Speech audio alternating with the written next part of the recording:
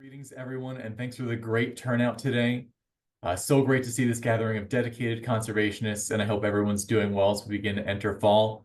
I'm Bill Della Sola, Chair of the Association of Vermont Conservation Commission's Board, and I'm also staff for the Vermont Housing and Conservation Board, and welcome to AVCC's 2024 annual meeting. As you know, our mission is to support and empower local conservation commissions across Vermont by providing resources, networking opportunities, and guidance. And AVCC helps local commissions effectively address conservation challenges and contribute to the overall environmental health of the state. Local conservation work is vital because by nurturing the ecosystems in our own local communities, we create a foundation for broader environmental health and quality of life for all species. The efforts of Vermont's conservation commissions illustrate how conserving local habitats can lead to significant regional benefits. By supporting biodiversity, improving water quality, and fostering sustainable land use, local initiatives contribute to the resilience of our entire region. And when communities engage in conservation, they also inspire neighbors to adopt similar practices and amplifying the positive impact across a wider landscape. In summary, the work of conservation commissions embodies the theme of think globally, act locally, and I want to just send a thank you and appreciation again for everyone's dedication to conservation. We need it now more than ever.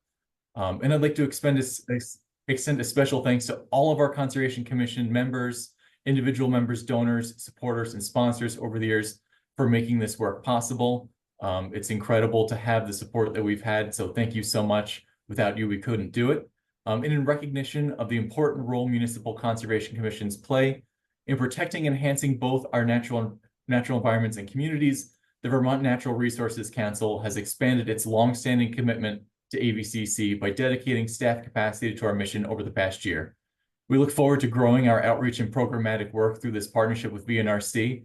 And with that, I'd like to give a very special thank you to Alex Canizzo, VNRC's Special Projects Coordinator, who you've heard from at the top of the meeting. And he's been doing incredible work for AVCC by supporting the needs of our membership, operations, and bringing great ideas on how to enhance our impact. Lastly, I'd like to thank the Vermont Agency of Natural Resources, Vermont Land Trust, the Nature Conservancy, Vermont Conservation Voters, Vermont Natural Resources Council, and the Vermont Housing and Conservation Board in supporting our board of directors. And with that, I'd recommend folks go to our site, vtconservation.com, to learn more about the resources AVCC has readily available, such as our Tiny Grant program that provides AVCC members grants ranging from $200 to $600 for local conservation projects. The Conservation Commission Handbook provides detailed information on all things a commission needs to know, including how to start and build a commission and setting and achieving goals. And I want to send a special thanks to Jens Hilke and Andy Wood from the Vermont Fish and Wildlife Department's Community Wildlife Program in helping this second version of the handbook become a reality. So we have an active listserv where folks can collaborate, ask questions, and connect with the Conservation Commission community. This listserv has over 550 members that convene on a wide range of very interesting topics. And just this morning includes an interesting message sent by Jens Helke, who's also a former AVCC board member and leader, about ANR's environmental leadership trainings coming this fall that are intended for conservation and planning commissioners and other town volunteers working on issues related to the natural world. The environmental leadership trainings are certificate courses with the most pertinent concepts and skills commissioners need to be successful in their work, and courses are scheduled throughout October and December. And this is just one small example of the really great information that gets spread on our listserv. So really encourage you to join the group, and you can do so by emailing the Vermont subscribe at googlegroups.com email address that's going to be posted in the chat. And again, if you have any questions for our AVCC board, feel free to see our email in the chat, vtconservation@gmail.com. And to register for Jens's courses, his email will be getting copied into the chat. And I'd also like to send a special thank you to Jens for all of his leadership and expertise he's provided to the AVCC board and conservation community at large all over the years. So today on our agenda, we'll touch on the upcoming Vermont Conservation Conference, hear AVCC finance updates from Treasurer Mead Binhammer, hold AVCC board elections, and AVCC Secretary Marion Walls will host presentations from the Middletown Springs, Putney, and Thetford Conservation Commissions on their projects that have been supported by AVCC tiny grants. And we'll also hear from researchers from the University of Vermont to discuss the Vermont Town Forest Census project. So some housekeeping. We're asking that participants remain muted during presentations. There'll be ample opportunity for comments and questions, and we encourage you to use Zoom's raise hand function to indicate when you'd like to speak, and please wait for one of AVCC's facilitators to call on you before unmuting. You can also submit comments and questions in the chat, and we aim to answer as many questions as possible. At the end of the program, we invite participants to stick around and share their thoughts about how AVCC can be more impactful in the coming year. All feedback is welcome, but we're especially interested in learning what challenges your commissions are facing and identifying topics for the future webinars and other educational opportunities. And please note, this meeting is going to be recorded or is being recorded, so don't get too rowdy, but it'll be available for those who can't attend on our website and YouTube channel for future viewing. So with that, I just welcome everyone again. It's so great to see this outpouring of support for conservation, local conservation. And with that, I think Mead Binhammer, AVCC Treasurer, is going to discuss our financial updates. Thanks so much, Bill, and great to see everyone on the call. Thanks so much for making some time during your lunch hour to join us here today. My name is Mead Binhammer. I'm the AVCC Treasurer and just want to provide a brief financial update before we get to the heart of the meeting. So if you'll hit the next slide, Alex. So this year we had 35 conservation commissions contribute membership dues to AVCC. We also had 8 individual members from across the state who joined us this year, as well as a few additional donations, 2 additional donations outside of that. The important thing to look at on this slide is our year-over-year comparison. So in 2022, which was a terrific year for us, we had 33 Conservation Commission members. In 2023, just a few less. And in 2024, we've had 35 commissions contribute membership dues. We're always looking to grow that. So please, after this meeting, bring it back to your commission to remember for January 2025. Put it on your calendar. Next slide. So this year we had a very balanced budget. We had $2,778 in revenue through our membership and contributions, and our expenses totaled $2,742. Of that expenses, what's notable is that 74%, you can go to the next slide, 74% of our expenses were in the form of tiny grants awarded to local conservation commissions. And this is really the goal of AVCC. We see our membership dues and our fundraising as being most important to support the work that conservation commissions are doing throughout the state. So we try to put the majority of our budget towards those tiny grant awards. The additional 26% of our expenses was for operating. We have, as a board, taken a real focus this year on reducing our operating expenses, particularly in the form of website domain hosting and those sorts of things, trying to reduce our costs so that we can focus even more on tiny grants.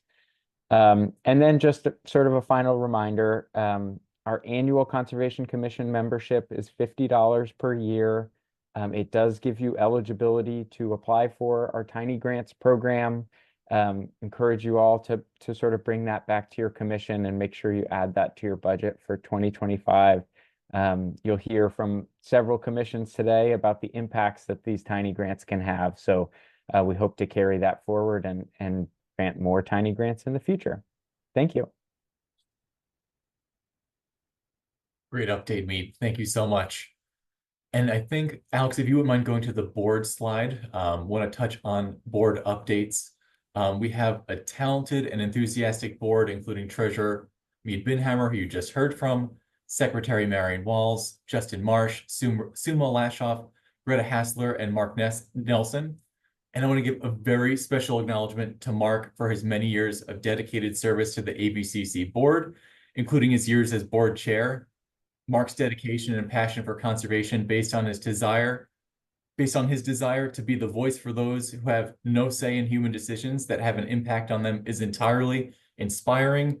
His experience working with the Vermont chapter of the Sierra Club, Standing Trees, Vermont Natural Resources Council, and Habitat for Humanity of Addison County, among other organizations, has brought invaluable expertise to our board, and I sincerely thank him for his long-lasting contributions. This is Mark's last meeting as an AVCC board member, and while it's tough to see him go, no doubtedly he's leaving us in a great place. And I also have no doubts that we'll be reaching out to him to tap him for his expertise in the future. So please join me in a quick virtual round of applause for Mark. You might want to use the reactions on your Zoom tab to do so. But thank you again, Mark. It's been great working with you and look forward to our paths continuing to cross. So now moving on to board elections, I'd like to introduce Gannon Osborne, who seeks to join the board, and Greta Hassler, who seeks to continue her time on the board. Both are joining as volunteer members for 3-year terms, which requires a vote from our membership, which will be held as a poll prompted on your Zoom screen. Greta joined the AVCC board while serving as the communication director at Vermont Natural Resources Council and currently works as communications director for the Vermont State University. She's an active member of the Cambridge Conservation Commission and draws on her experience in advocacy and engagement around climate and energy policy, responsible resource management, and food system resiliency. She was formerly on the outreach team at U.S. Senator Bernie Sanders' Vermont office, led clean water programming and permitting for agriculture at the Maryland Department for the Environment, and supported renewable energy policy work for both the Sierra Club and 350 Vermont. Gannon Osborne is the Land Conservation Program Manager with the Department of Forest Parks and Recreation, or FPR, where he's worked since 2018.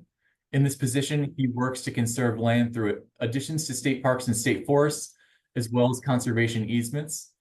Gannon has experience working with land trusts, municipalities, and conservation commissions in regional land conservation and stewardship projects, and also has a background in environmental consulting. Both of these candidates have invaluable experience that they could bring to our board. And I would love for someone on the board to make a motion for a vote from membership for Gannon and Greta joining the board. So moved. And I think we can move to approve both candidates in one vote. Me, do you agree with that motion? I do. Yes. And folks can now vote. It appears it's unanimous, and folks have voted in favor of adding Greta and Gannon to the AVCC board. Thank you so much. It's really appreciated, and I think we can share the results. And congrats to Greta and Gannon. And please note, with these additions and Mark also leaving the board, we have 2 board seats open. So if anyone's interested in joining the board, please reach out to us at our email, vtconservation.org.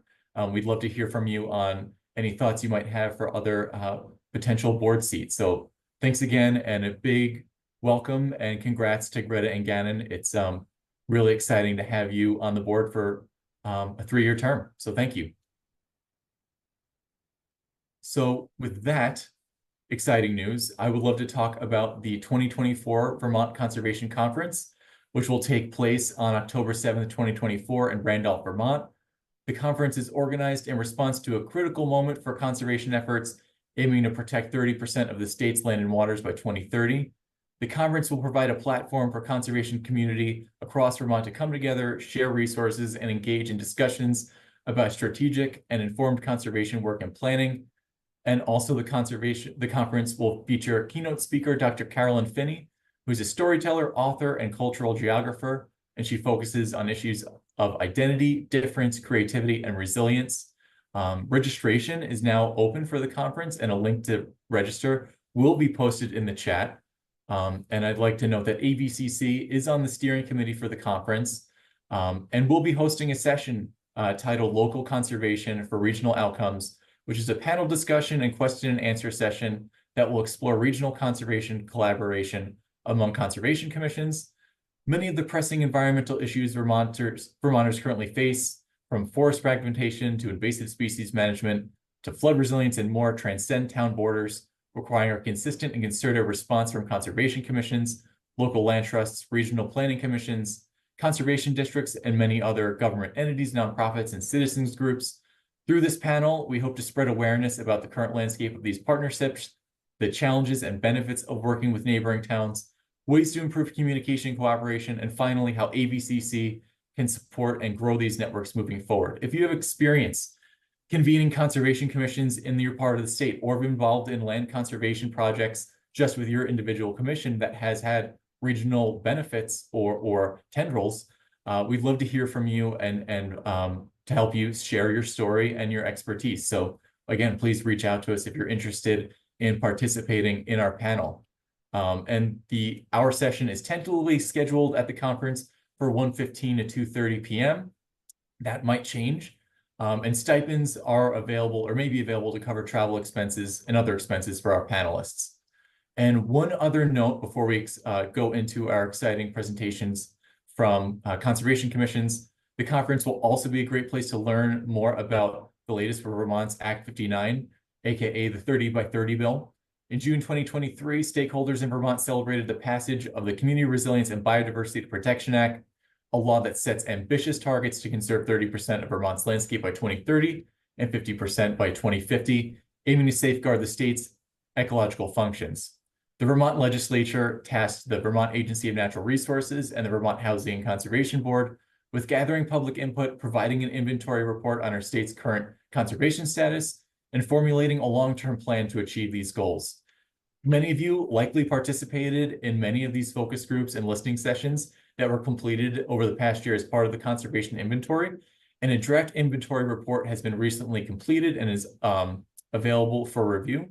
Now, Act 59 partners are reviewing the public feedback from the inventory report that's been collected over the summer and are very close to finishing the last updates to the inventory report while also completing a summary of public comments received, which should be available for public review later this month, all ahead of the next phase, which is moving forward with the planning process and part of the bill. So again, the Vermont Conservation Conference in Randolph in October will be a great place to convene and learn more about this exciting push and catalyst for conservation.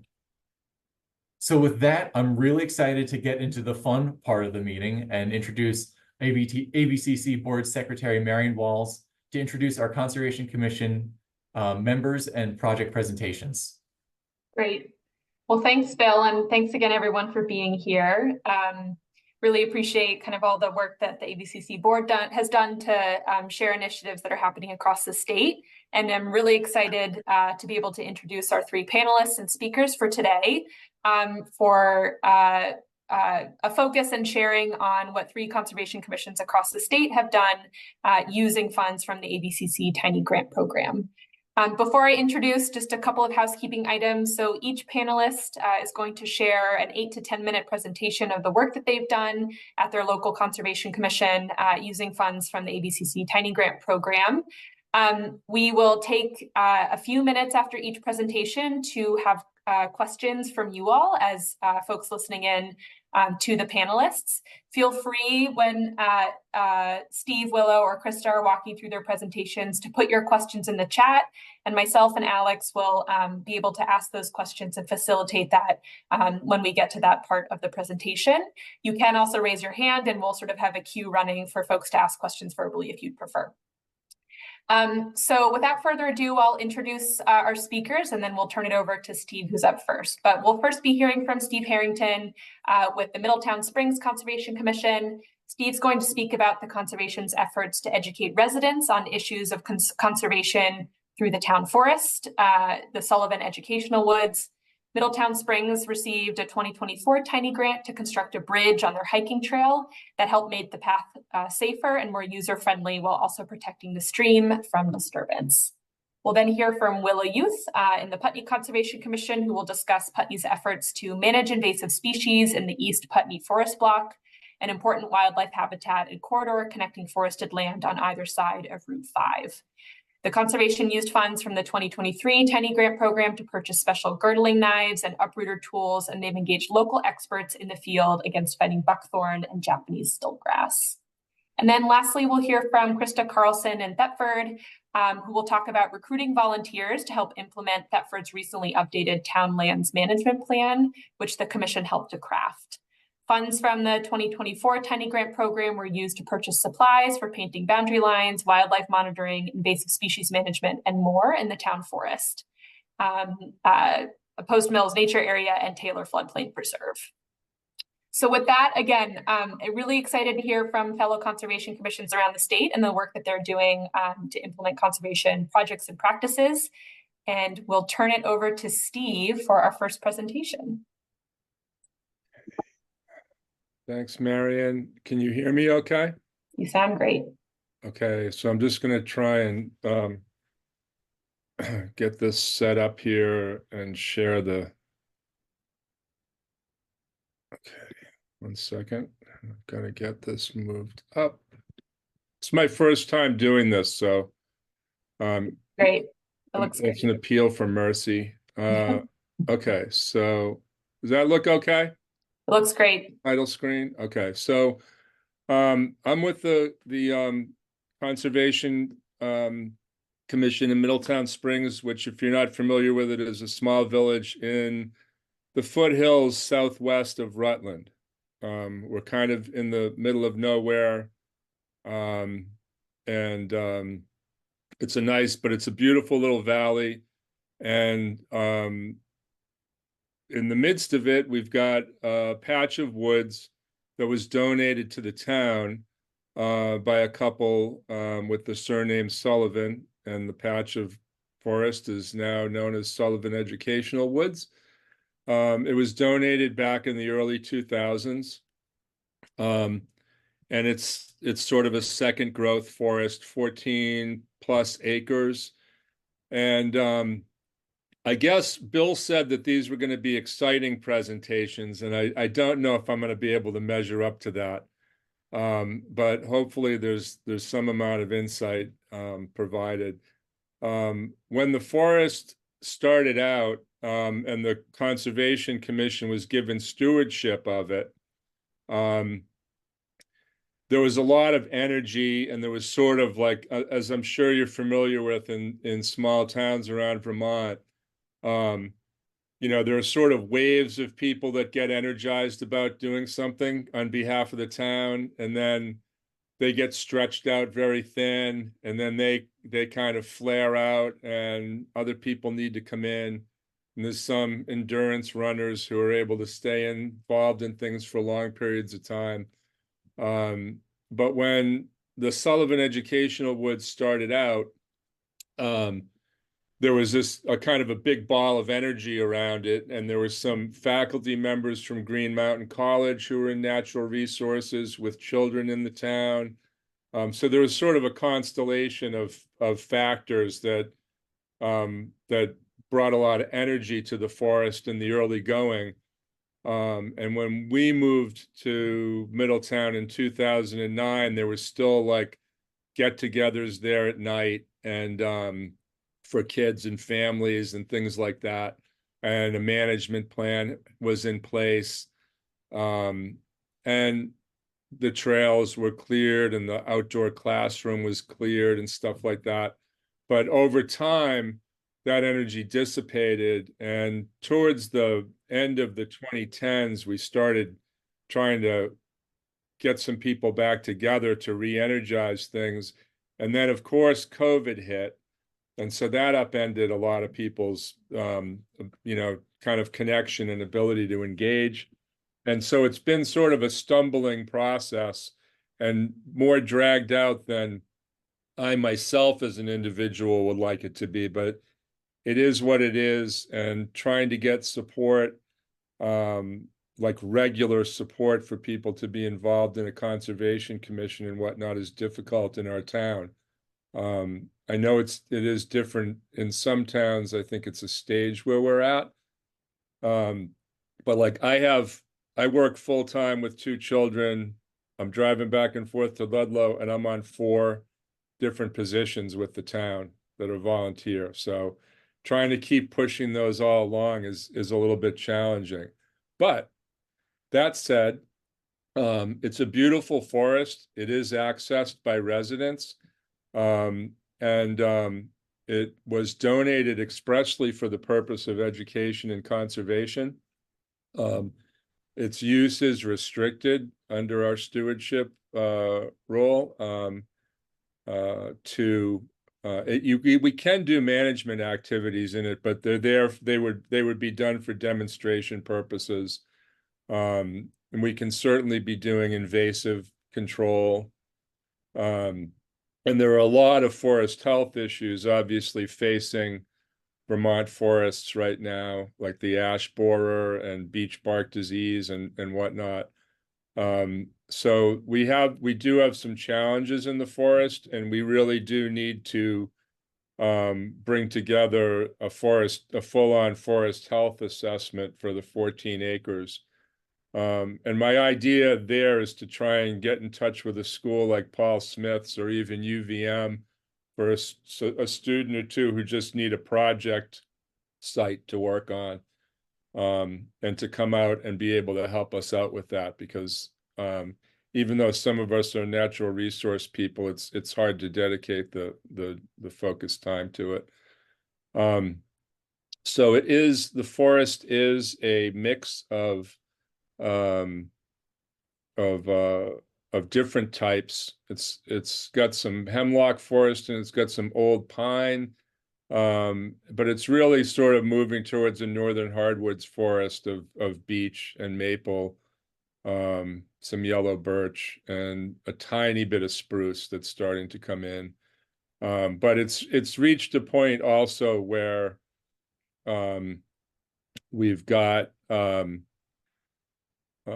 lot of the mature older trees are starting to break up in the canopy now, and so we get some really high winds in Middletown at times, and on any number of occasions over the last few years, we've had some big trees come down in there. And we have a loop trail through the forest, so that's required recurring attention with chainsaws and groups of volunteers to go out and clear the trail of brush and impassable fallen timber. And we need to get some volunteers out to get on top of barberry and Japanese honeysuckle, a couple other plants that are starting to coalesce there. It's not at a problem level right now. Like some of our woods are full of barberry, and certainly honeysuckle, and for ticks and whatnot, barberry is a pain in the neck. So we do want to get out there and get that removed. And we do have plans during the next year to have volunteers go out and do that. But it does get a lot of wildlife use. There's a lot of deer and some bird species, which some of us notice, but we want to get a survey done of that also, in a more focused way, rather than just the odd random observation. So just a couple of there is a wetland in the woods that's kind of interesting. And as I'll discuss later, there's a stream that's running through that. That's what our current project that we got funded for is designed to address for the trail. But a lot of the understory in the forest is open. Still, as the canopy breaks up, I expect that to fill in more and more. And unfortunately, a lot of it's with beech, which is suffering mightily there as it does across the broader landscape. So the loop trail, we need a new loop sign. I just threw it in there just because it said loop, but that's part of the signage, is part of what we're working on. We did do, at another commission member's suggestion, we used metal signs, and those don't work that well because the trees start to grow around them. So we're going to go back out and reblaze the trail in the coming year. But it's a nice half-hour work. It's generally very accessible for even people with some physical limitations would be able to get in and access part of the forest from the main road. But the bridge over the stream, as we'll see, is a key piece of it, because that is some treacherous ground on the walk. We do, over the years, there have been, like I said, early on, there were far more events out there. But we'll be working with the Middletown Library this fall to do some get-togethers with children out there and do storytelling and some nature time. Had a couple of small events out there over the last year or two. There's a Girl Scout group that's become active in town, so they've been out there and they've participated in different Conservation Commission events. And then when we do trail work, it involves volunteers who bring their own chainsaws and saws and rakes and everything else. So it's all, we have like a $200 budget that gets reapproved by the town to work with. So the funds that are made available by through the tiny grants are, they're not these enormous grants, but they help us with the scale we're at. It does make a difference. These benches are made from cedar cookies, just cross sections of fallen cedar that were put together by students at the elementary school, supervised by the former principal, who liked to do woodworking jobs like this. So we've got benches like this all, out along at various places along the loop trail, and they hold up pretty well. That's the wetland on the left-hand photo. That one is kind of positioned to look out over part of the wetland. And then the photo on the right is the outdoor classroom, which was much more open when we moved to town, but I've managed to clear it all back to roughly its original shape. And we've got a couple of the benches, and there's some logs in the background in there for people to sit on. So that was sort of a teaching and sharing area that we had a few years back that we did with the elementary school. This is the new kiosk we just put up. And we did the old one blew down earlier in 2023. So we worked with Mill River Union High School, which has a program for students doing woodwork and other projects. Tim Parent is the lead faculty member there. So basically, we're set up with them where when we have projects like this, we can work with them and just pay for materials, and they do all the labor. They delivered the kiosk to the site, set it up. So it's a pretty good arrangement. And a lot of those kids are from, Middletown is a feeder school into Mill River, so they're kind of getting back involved with their own community that way. Those are just some other perspectives on the kiosk. On the right-hand side, the outdoor classroom is situated right by that. And this is how as you enter the woods. These are some of the students in shop working on the project. No faces, just their bodies. The next project, which we've got funding through the tiny grants for, is for a footbridge across a stream zone, which is here. A few pictures of it. It's rough ground, bouldery ground. The stream zone, you can't really, it's hard to tell from the photo, but it flares out here where it's the only really kind of flat area with dry ground on either side of it that we could get across. So we need about a 12-foot or more footbridge, and it's going to be anchored with gravel footings and so on. But you can see the ground. If you're an older person or at all limited in how you can walk, it's treacherous ground, and it's a ephemeral stream. So most of the year it's wet. And the odd week or so during the summer it might be dried up, but generally it's it's not great to walk through. Just to go back, this is the bridge, a rough idea of what it will be like, but just with one rail going over it. That's what they'll be constructing and installing for us for the project. And how am I on time, Marion? We do need to wrap up soon. Okay, so if you good. can move Okay, on, so these are just some other projects that we have to deal with. I've mentioned some of them already. You know, again, you know, some images of the forest and just trail marking and trail maintenance with a lot of downed trees. These are some of our community partners. Who I've already mentioned, and then final shot of the woods with a little light flowing through it. So that's it for me. Thank you. Thanks, Steve. That was great. Thanks so much for that presentation, and hopefully it was helpful for folks to see. There was one question in the chat from Michelle asking about if the woods support any bat species. Not sure if you have a... I'm sorry, what was the question? Do the woods support any bat species? Yeah, I like, again, like, I want that to get that kind of survey done. Because we actually do have healthy bat populations in Middletown Springs.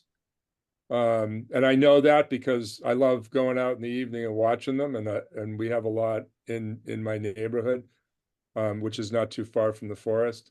But in terms of nesting and stuff, I'm not really sure at this time. There's something else that I'd like to pursue. Yeah, Great. and even you know, if we needed to install anything, that would be great. A great project also. That's great. Well, some future ideas for tiny grants, it sounds like. Yeah. Wonderful. Well, thanks, Sure. Steve. If you could Thank go you ahead for and all stop. your work. You know, it's a blessing to us. Appreciate it. Great. Well, next we'll hear from Willow with Putney. So Willow, if you want to go ahead and start sharing your screen. And just for Willow and Krista, Alex and I will be sending reminders in the chat for time checks, but appreciated that Steve piped in there with a question about time checks there. So Willow, while you get your screen up, we'll move over to you. And it looks good on our end. Okay. Hello, everyone. I'm Willow Youth. I'm from Putney Conservation Commission, and I'm joined here today with some other folks from the commission, and Gino and Catherine, and we'll be talking about our tiny grant that we received in 2023, and specifically for tools and the application for removal of buckthorn. And let's get... So in considering our removing of buckthorn, we were looking at our site population evaluation, and we have a variety of sites around Putney that have a various invasive species, and the site that we were looking at using the tools is a recently donated piece of land that we'll be looking at. And we were considering our site's buckthorn population and what kind of mechanical or chemical approaches that we'd be using to remove them. And with the help of folks that we partnered with, we were able to come up with a mostly mechanical approach and focus in on the tools that we would use for that. And our site invasive population evaluation was assisted by SISMA, the Southeast Vermont Cooperative Invasive Species Management Association. Our relationship started when Rachel Cliche reached out to towns and contacting us about how she might help with invasive plant species, and our town manager, Karen Astley, connected her with Anne, and Anne and Rachel worked together to do a evaluation of invasive species on our conservation sites. And I believe this is we applied for a grant. for the tiny There's grant. folks to mute. Sorry. Mute folks. Sorry, Will. Yeah, Go that's ahead. okay. Yeah, so we were doing a survey of our invasive species at that time, and specifically around glossy buckthorn on that site. And we found stiltgrass, which is a new species moving into this area. And because while Rachel found this on our walk, there was an interruption to our work with the tools for buckthorn.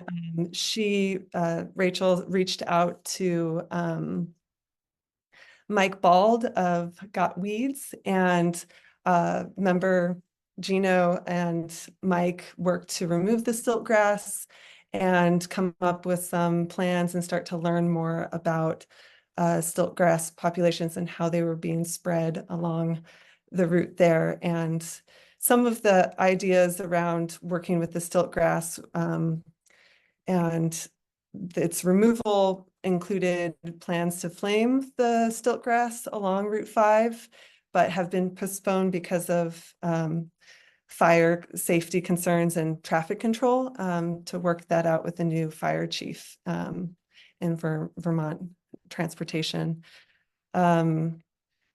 At this point, we still don't have signs of stiltgrass on the newly donated land, but patches do remain along Route 5. And so that was kind of our interruption of, we got new tools to handle buckthorn. And look, here's a new species that we'll be working and evaluating and figuring out a new action plan around.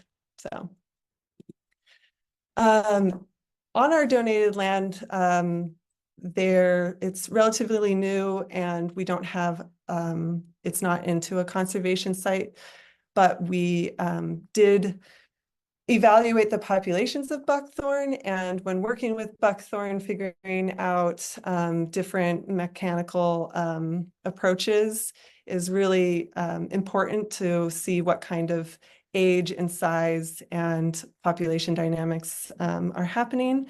So we had 3 areas that we evaluated. One was a very heavy buckthorn infestation on top of a hill, which years ago was cleared for a house site and then abandoned. White pine and buckthorn took over, and a lot of the white pines have fallen into the buckthorn, making the area difficult to penetrate. And also, in order not to spread stiltgrass, the skid road, we didn't want to access with we didn't want to access and spread the stiltgrass that was coming from the adjacent properties. So we're not doing work on that area.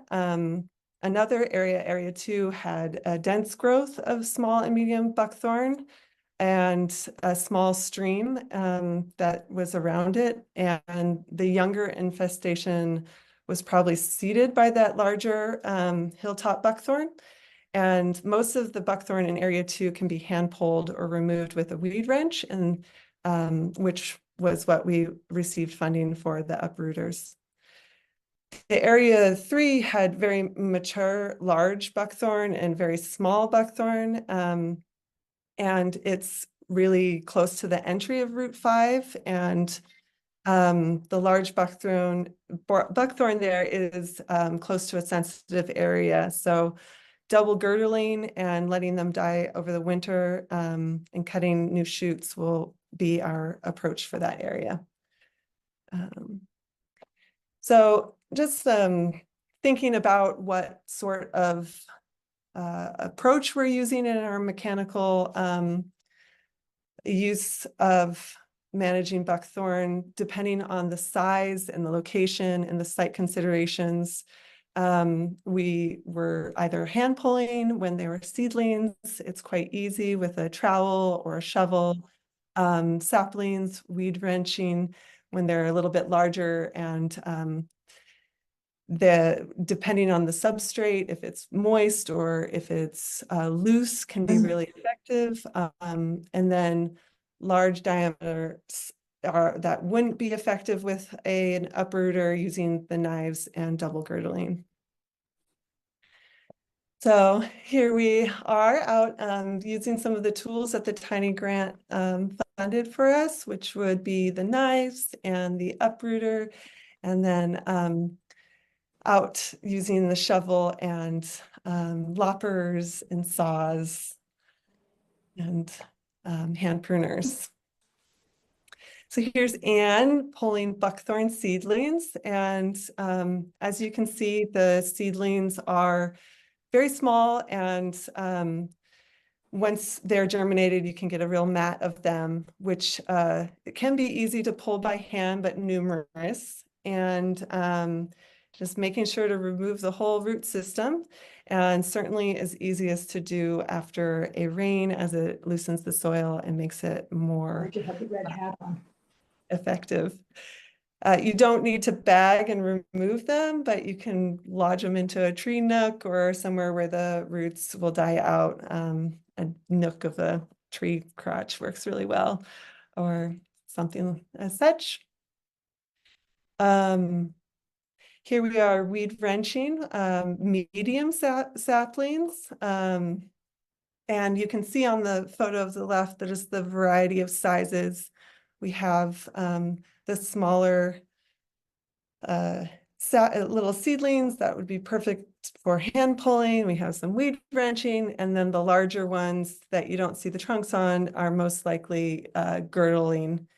They do tend to form thickets too, and you can have resprouts from the base that you may want to girdle the main trunk and cut back, or try to remove some of the lower resprouting branches.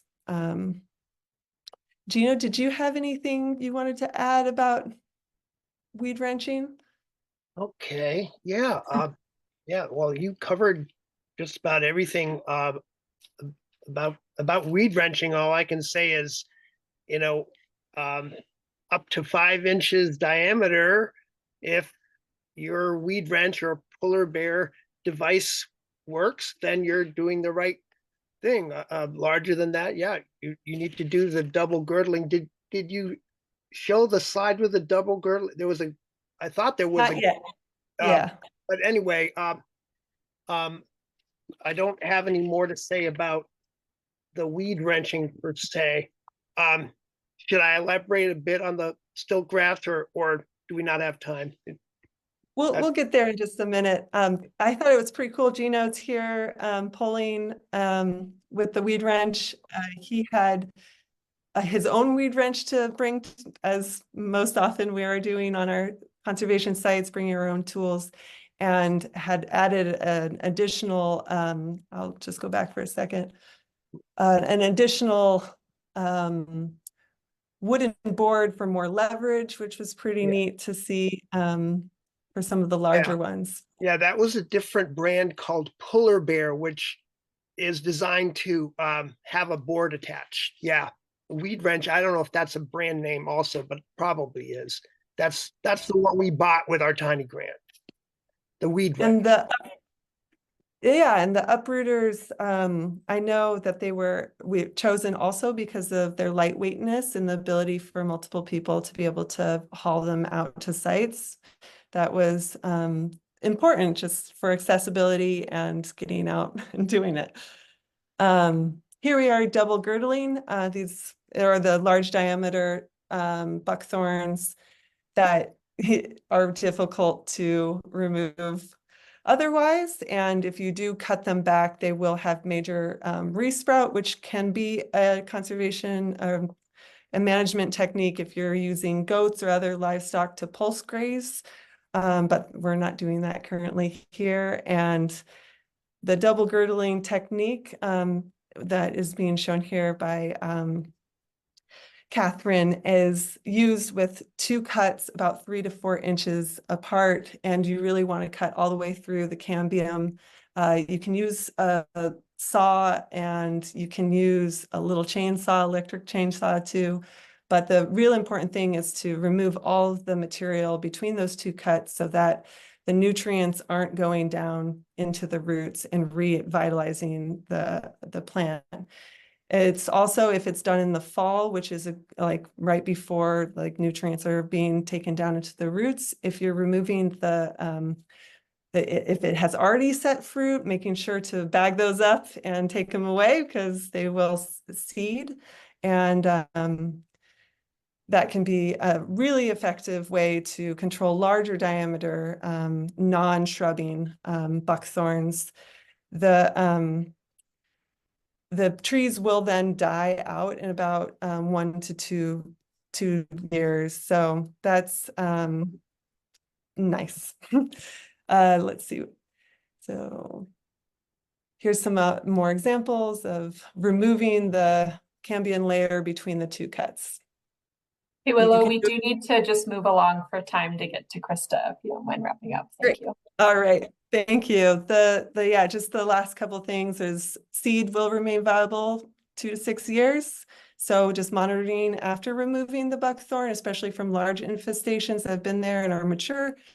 They usually do resprout in like 95% in the next year or 2. So you can remove them from there and then replanting something that will fill that space once removing. And I'll put in the chat a really great link that Anne Carey shared about learning more about Japanese stiltgrass.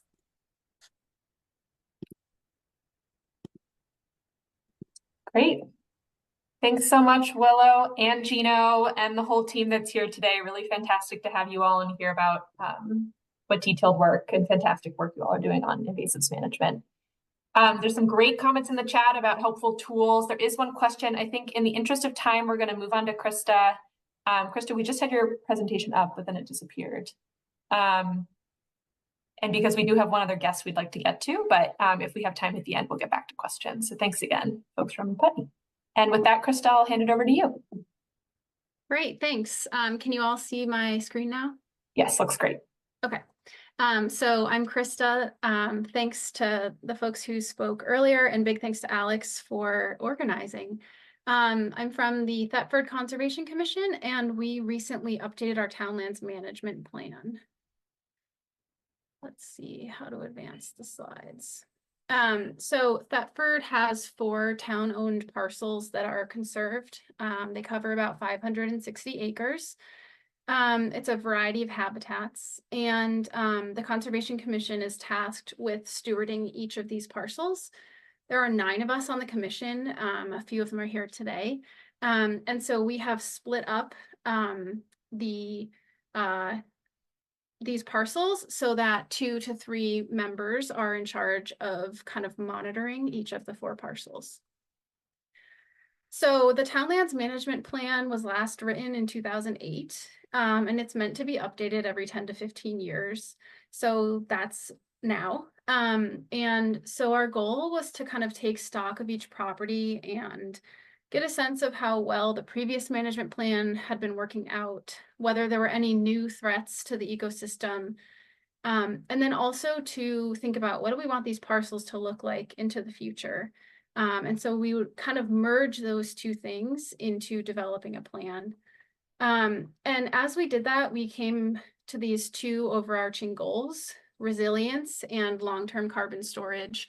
So as we know, there's just a lot of new diseases out there. There's droughts, there's floods, there's all sorts of climate catastrophe happening. And so how can we make our forests resilient to those upcoming changes? And then also long-term carbon storage. So we talked a lot about developing quote unquote old growth like conditions in our forests to be able to store carbon into the future.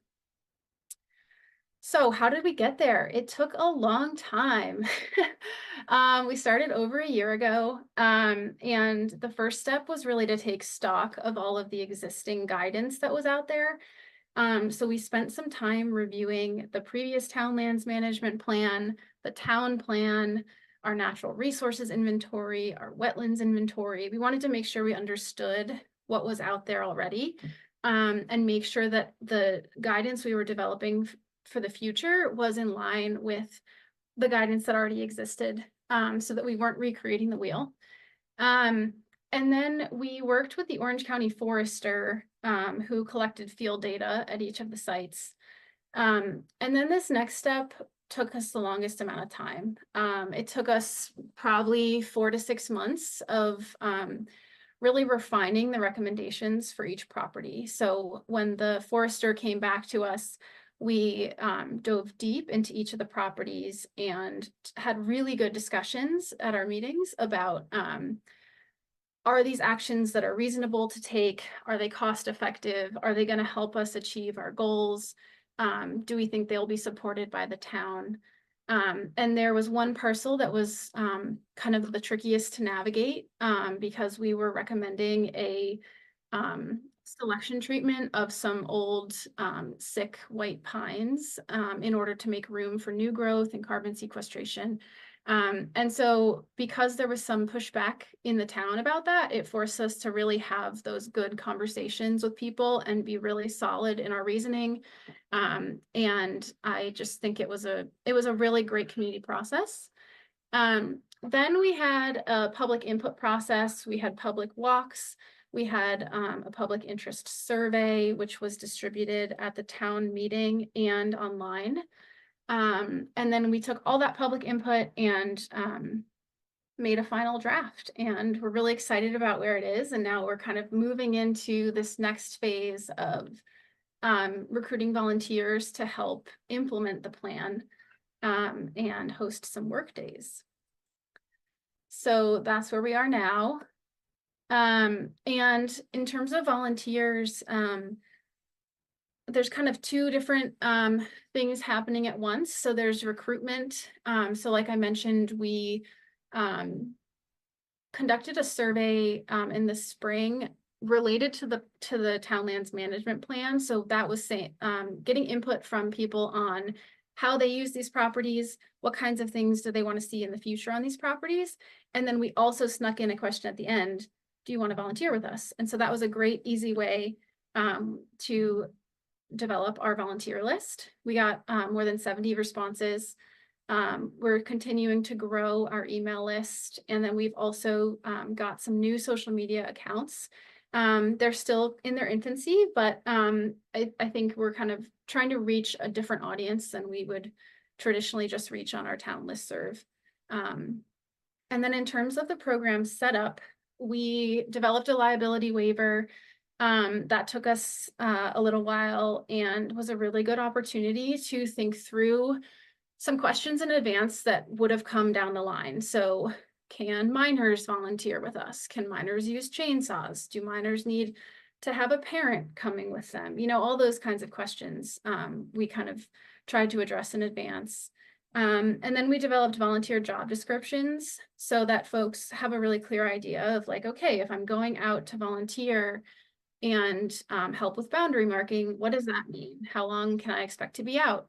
What do I need to bring? And then we have one person on the commission who's going to kind of be in charge of volunteer recruitment and organization. And then the parcel specific Conservation Commission members that I mentioned earlier will be the ones that run those volunteer sessions. And importantly, our tiny grant funds are being used to purchase supplies for those volunteer activities. So paint brushes for boundary lines, maybe some new signs for some of these areas, and then other equipment like loppers and that kind of stuff. So we haven't started quite yet. This fall is going to be our first volunteer session. But we're really excited to see this process come kind of full circle from a year ago when we sat down with the old plan and we were like, what the heck are we doing, to now where we have this really well-developed plan that I hope will kind of outlive all of us, not outlive, but you know, have some staying power in the next 10 to 15 years. And hopefully it will help engage a lot of folks in town so that we can keep taking care of these properties that we love. That's all I got. Awesome. Thanks so much, Krista. Really great to hear about how you all are thinking through recruiting volunteers and using them in your work. I know that's something that many conservation commissions are dealing with and thinking about how to recruit and retain and really utilize volunteers in your communities. So hopefully folks are taking some good lessons from that. I'm not seeing any questions in the chat, but maybe we'll just take 1 minute. If anyone has a question, feel free to raise your hand and we could ask it verbally.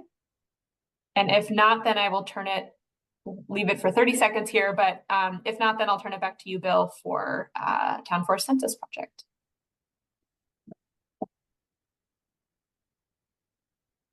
Not seeing any raised hands, so I think we can move on. But do encourage folks to put your questions in the chat or, as was noted earlier, share them on the listserv, which has some great connections and people to ask questions of in your neighboring towns. Thank you so much, Marion. So last but not least for our presentations today, we're joined by researchers at the University of Vermont to discuss the Vermont Town Forest Census project, an effort to inventory municipally owned town forests across Vermont and better understand their current governance, usage, accessibility, and stewardship. And once the census is complete, the researchers will put together a map of all town forests with a complete public database with details on acreage, location, contacts, and more. And so do we have our presenters ready? Yeah, hi, Bill. This is Julie Frost. Can you hear me? I can, Julie. Thank you for joining us. Yeah, great. All right, so I'm sharing. Did that come through? It did. Okay, great. Thanks so much. Thanks, Alex and the board of AVCC for giving me this opportunity to come and talk to you all. So great presentations today, and they're actually all wonderful examples of some of the themes and issues that we're covering in the town forest census that I'm going to talk about today. So I just want to confirm real quick, on my screen, it's not showing in presentation mode. Is it showing in presentation mode for you all? It is not, but we can see the slide and then the subsequent slides to the left. How's that? That's much better. Okay, good. Better on my side too. So I'm really excited to be connected to this organization, and I'll speak a little bit more to learning recently about some of the things that Alex and VNRC are doing. This is an opportunity for me to learn. Actually, I am a grad student. I'm in my second year of a master's program, and this is a career change for me. So I'm actually excited to be here and hear these presentations and learn from you all. Also, additionally, I will say Cecilia Danks, who's the principal investigator, couldn't be here today. But she all along has helped me understand that we're setting this up as a learning of what's going on with the towns and the town forests and your efforts to steward these public lands. So we're really here to learn from you. What are the challenges and the issues, so that we can help. Essentially, that's the mission. I'll touch quickly on the title here. We have carbon, COVID, and capacity, and all of these just came up in those 3 really great presentations. Couldn't have framed it up better than some of the things that were spoken to by Krista and Willow and Steve. But there are many, many more topics and issues and challenges that we're covering in the town forest census, and I'll get into that in a minute. So just to start with, the main objective, this research is to gather key input and information across the entire state so that different organizations can do a better job of supporting you all, so that it can be more targeted, more effective. We know that all of us are dealing with navigating through climate change, balancing the housing and development pressures, thinking about our town forests as, increasing recreation pressures and opportunities. I mean, that's wonderful. We want that for people in our towns, and also thinking about them as watersheds and flood mitigation. That's a big thing that's come up in the last couple of years, of course. So all of our efforts, we hope, will really lead to understanding the challenges and what's needed, so that state agencies and researchers can provide more targeted and effective means of resources and support. So the word census is really key. That was very intentional. And, think about a census like the US Census, right? The idea is to get this information, feedback from every town for every town forest in the entire state. So that's our mission. It's a big task, but it's really, really exciting to do that. And I'll talk in a minute about some previous work that we're building on. Also, like the US Census, we're establishing this as replicable. So 2024 is going to be a baseline, but we're, instead of like setting it up just the easiest way, we're setting it up in a way that will, when we hand this over to state agencies to reproduce in the future, it's a framework that is just kind of turnkey, and they can push the button again in a couple of years and monitor the issues that we've all been starting to realize are really our stewards of our town forests are faced with. It's important to think of it as a census because across the state, we have rural town forests, we have more urban town forests, small, large, they vary so much across the different regions. So and they're for different uses, recreation or watershed. Krista just talked about carbon sequestration. So we want to recognize that we don't really have an understanding of what's going on with town forests in the state of Vermont until, we get the voices and the perspectives from everyone.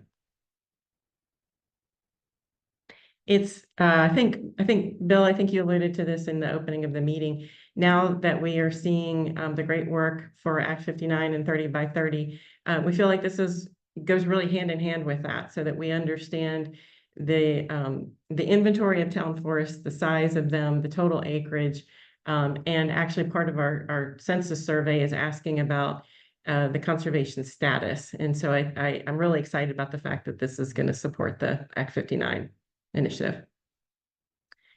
So as I mentioned, there are a lot of topics in the survey. The survey is the biggest part of the census that's going out.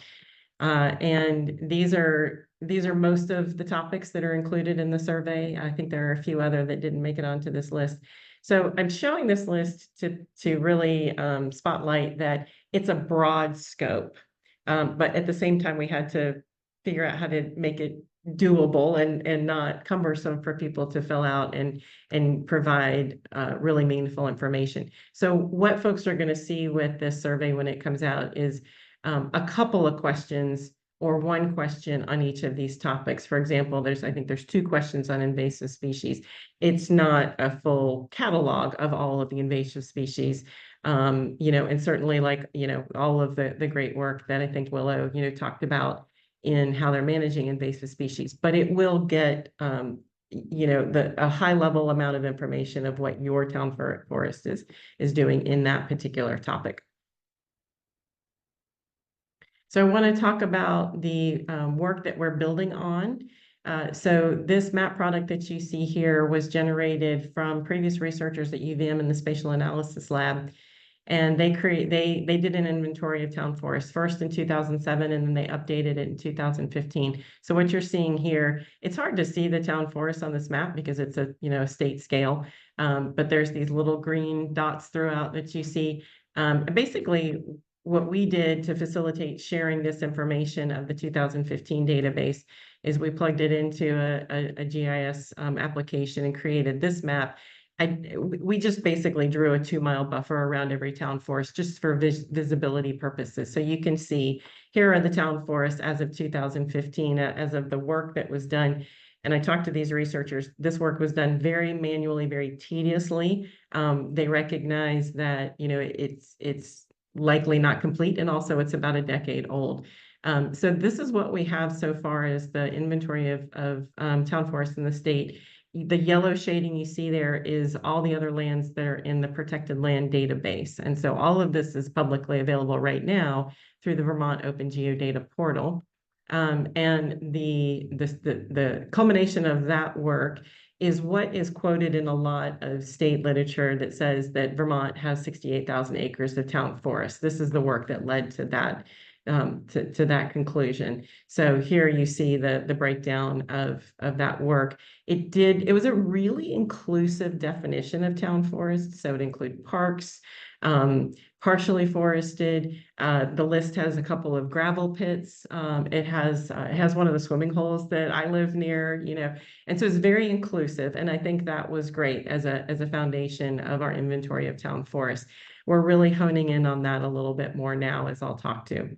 The other piece of work that was done in the last couple of years is the governance analysis of town forests. So that's a great piece of work. And if anybody's not familiar with this work, I can certainly provide links to that information. And I will just say quickly also that a lot of this information you can get to through the Urban and Community Forestry Programs website. They're part of FPR. And they're one of our FPR and UCF are our collaborators on this project. So yeah.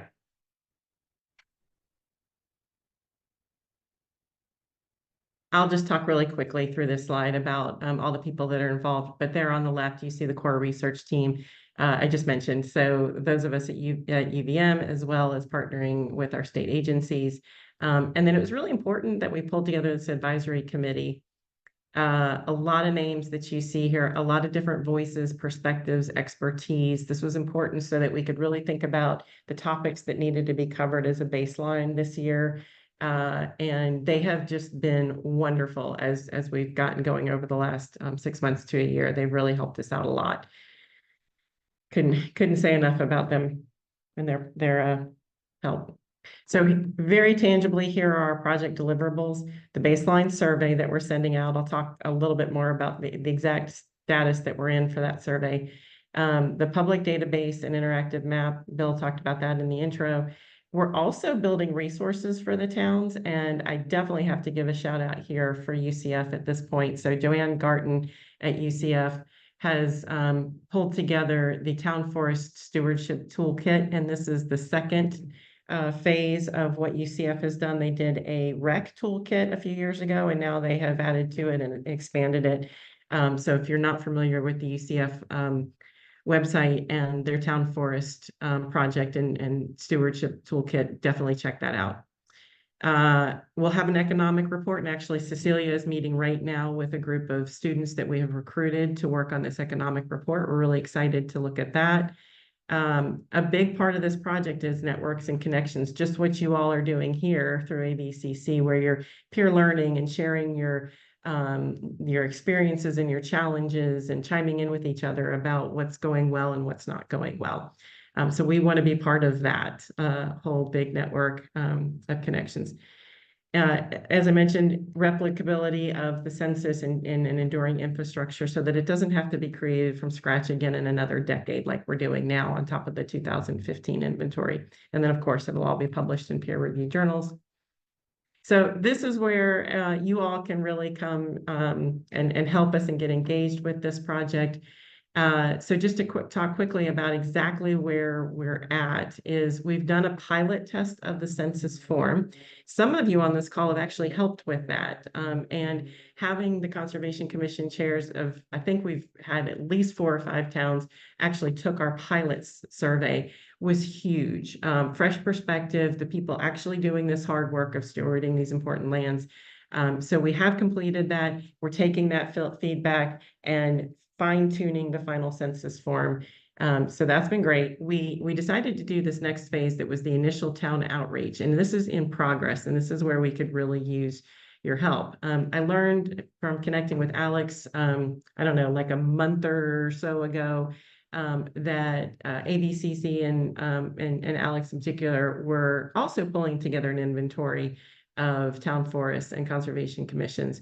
And so Alex, graciously has been collaborating with me, and we've been leveraging some of the information that he's pulled together. But this is a really daunting task. So what we've done is we've put together a very, very short, simple survey that has gone out to your town officials, town clerks, city managers, and such. In some cases, they've actually forwarded it to you all. So some of you have actually replied to this initial survey, and you know what I'm talking about. But this part is just basically to say, what do you have on your records that shows up as our definition of a town forest? And our definition is 5 acres or greater, approximately 75% forest cover and municipally owned. And municipally owned means, doesn't necessarily have to mean that it has a conservation easement, but just owned by the town, city, water district, school district, and tribe.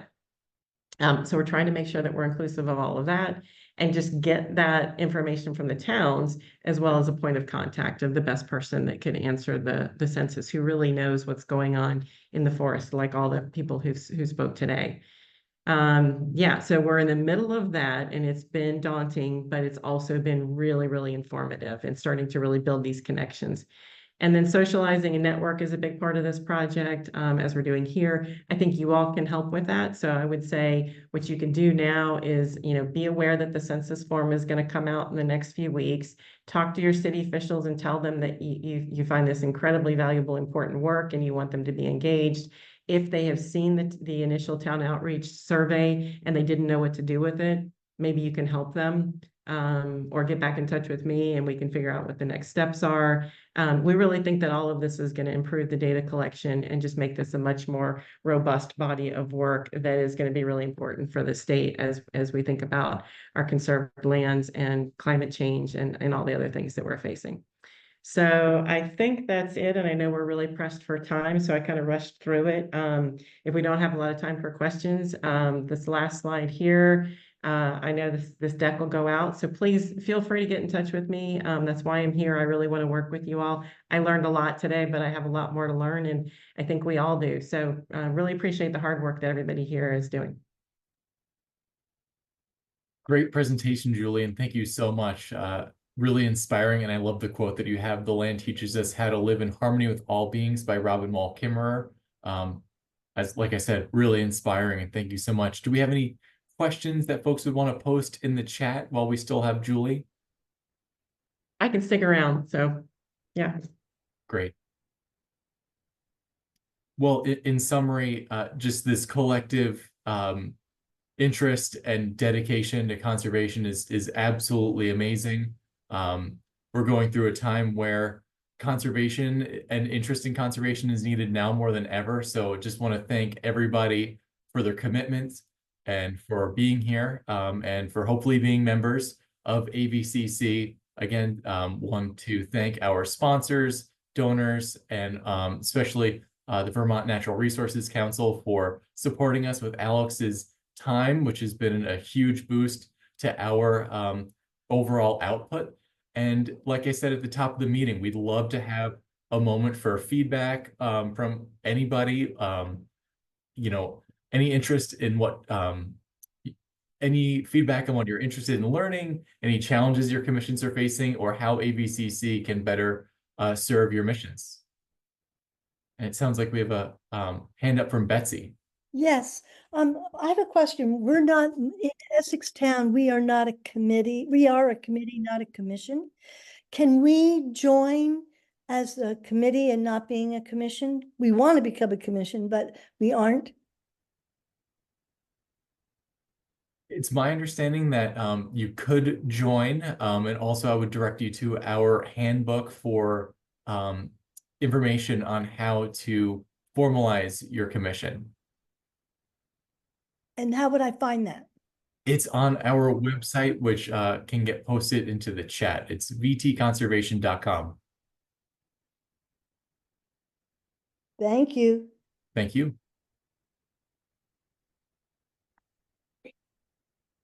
And a link to the handbook is just posted. Thanks, Alex. Oh, good.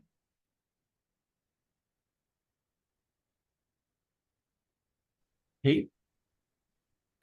Hey, Julie, great presentation. I just wanted to offer that I'm sure both myself and Vermont Land Trust would love to help provide some resources to town forests that don't have a town forest yet, but would want it as part of your larger kind of census project. We both would love to see more of those. So hope that can be part of your outreach. Thanks, Kate. Nice to see you. Thanks for chiming in. Yeah, our final list of doing the assessment across all the towns in the state will tell us which ones don't have one. So I think we can target in on that. And work with Elise, Shadler and other people and start to figure out what does that look like to help them. And Kate's with the Trust for Public Land for everybody who isn't aware. I'll also put in a plug for the Community Forest Program, a federal program administered by FPR at the state level. If anybody's interested in learning more about the Community Forest Program and how you might be able to access those funds, feel free to reach out. Thanks, Gannon. Any other comments? And I see in the chat we have some responses around buckthorn control. So check out the chat if you were following that thread. Bill, there is one other interesting question in the chat from Megan asking about during outreach, recruitment, or need finding, have you found any successful tactics to ensure you're reaching and including voices of folks across your whole community and not those who are typically involved or seeking out conservation-related opportunities? I wonder if any of our panelists, and I don't know if Krista's still on, could speak to this at all, and then maybe members of the board as well. But we may have... Krista had to leave early. Oh, never mind. Okay. But it is a question that the AVCC is contemplating looking into. I haven't brought this in front of the board yet, but we're potentially putting together a demographic survey to figure out who is involved in conservation commissions. Basic questions about race, gender, economic status, to see what if it's a representative population for the towns that they service and also for Vermont as a whole.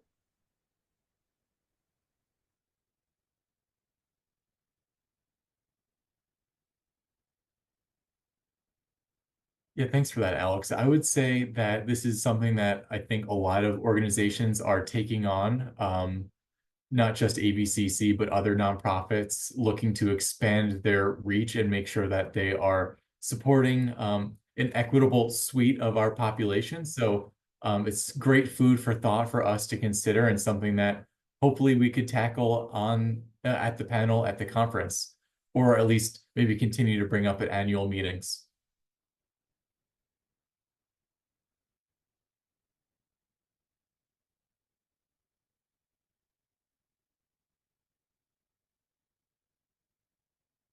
I was just about to respond to Jim's question in the chat as well, Bill, if that's all right. Oh, for sure. Kate, thanks for jumping in there.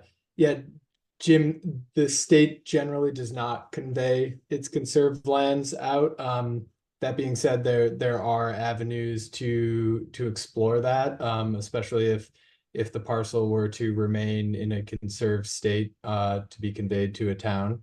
I would encourage you to reach out to Will Duane at the Department of Fish and Wildlife, who's their land acquisition coordinator, and could help you think that through.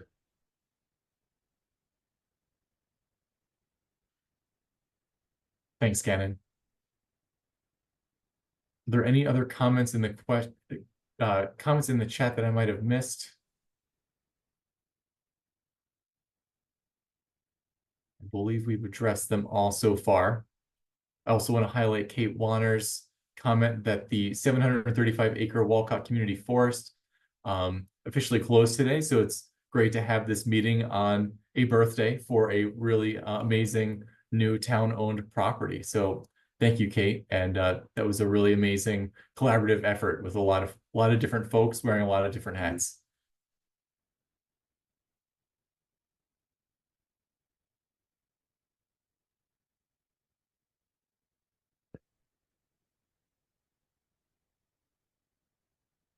I'm not seeing many other questions trickle in, but always want to let folks know that our door is open. Always feel free to reach out to us at vtconservation.org. And we look forward to continuing to support conservation commissions and local conservation work. And if you have any thoughts on how we can do that better, we're all ears. And hopefully we will see you all in October for the Conservation Conference.